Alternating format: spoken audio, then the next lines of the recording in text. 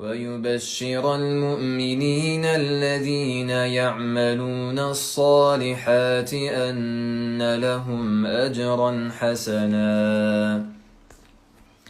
ماكثين فيه أبدا وينذر الذين قالوا اتخذ الله ولدا ما لهم به من علم ولا لآبائهم كبرت كلمة تخرج من أفواههم إن يقولون إلا كذبا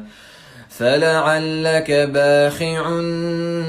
نفسك على آثارهم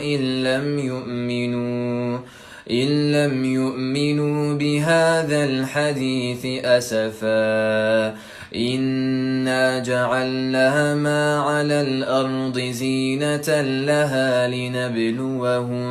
لنبلوهم أيهم أحسن عملا وإنا لجاعلون ما عليها صعيدا عبده الكتاب ولم يجعل له عوجا قيما لينذر بأسا شديدا من لدنه ويبشر المؤمنين